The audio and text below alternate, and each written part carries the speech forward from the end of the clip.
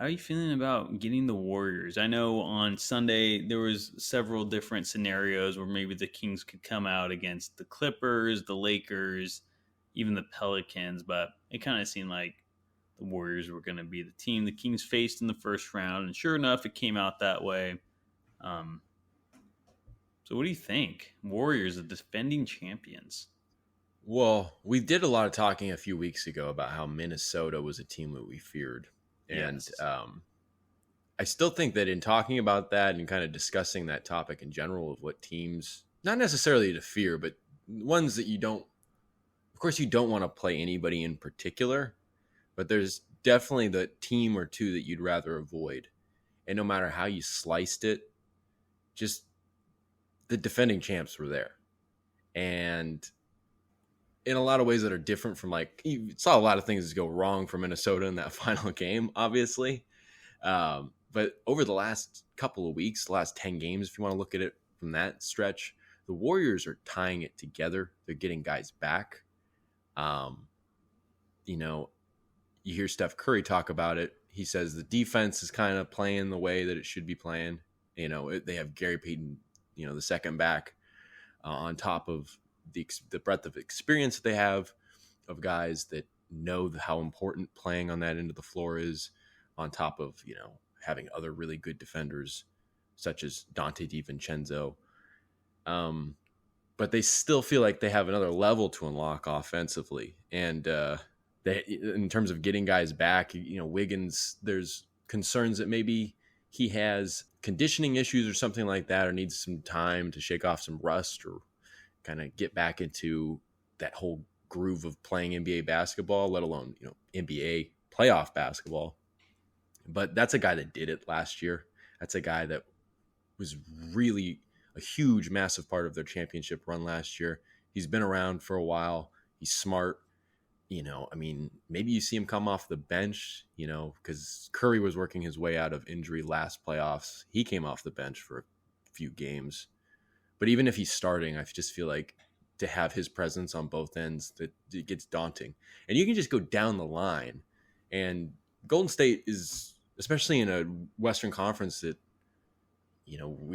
nobody really has taken hold as that dominant team. Come playoff time, the Warriors kind of feel like the big boys.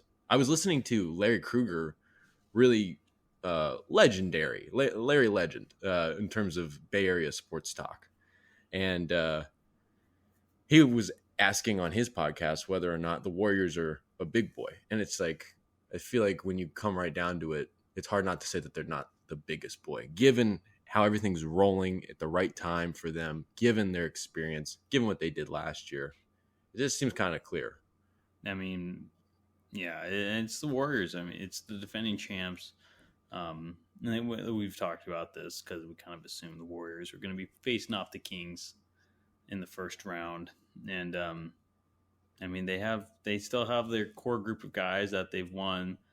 Maybe not 4 championships with, because you can't really count Wiggins in there, but he was there last year and he's coming back, and you still have Draymond and Steph and Clay, of course, and Steve Kerr coaching, and it's just a hard team to ignore. No matter, maybe you don't really see the defending champion coming in as a 6 seed. It's like, yeah, they kind of had like a down year and weren't too good on the road, but you're right, they were clicking together, or they're getting it together, starting to click, and they're going to come out ready come the playoffs. That's what they play for. They like the regular season, but this is a playoff determined team, and they have the experience to, I guess.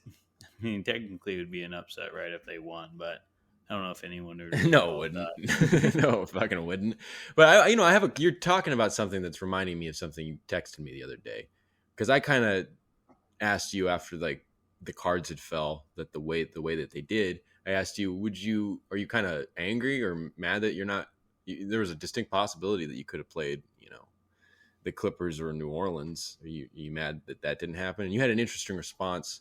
That was just kind of realistic, but in the end, a very optimistic way of looking at things in terms of facing such a tough, daunting, experienced team like the Golden State Warriors.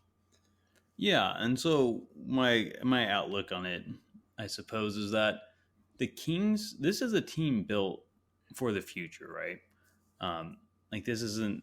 They're not like a championship or bust team. They have their pieces locked in for at least next season with Sabonis, but you assume he resigns, and the Kings should be looking good for the next few years. They should have multiple playoff runs in them. This is the first one, so it's always hard to expect championship. And I always thought like this year was like make the playoffs. That's the ultimate goal, and everything else is icing on the cake, right? It's just more to it. Um, and so it's like, yeah, we could have faced maybe the Pelicans in the first round, who I'm not even saying is like an easy matchup, but I would rather have them than the Warriors. But it's like for our first go at this, like give us the defending champs. Like even if we lose, it's like we're gonna learn a lot about ourselves. We're gonna learn to see what it takes to win because the Warriors have what it takes to win clearly.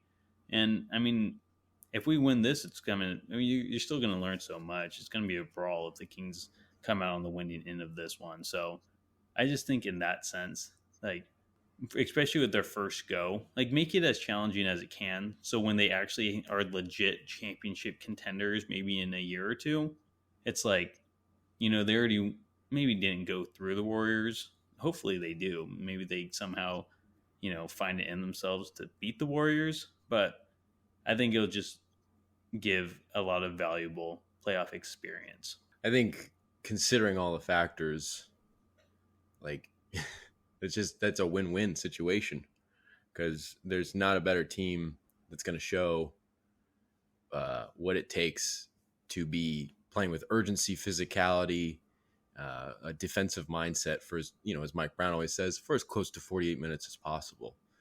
And then if you can beat them, then you're probably doing a pretty freaking good job of doing that. So I was surprised at first, but when you said that, but I was like, that's really a perfect way to think about it.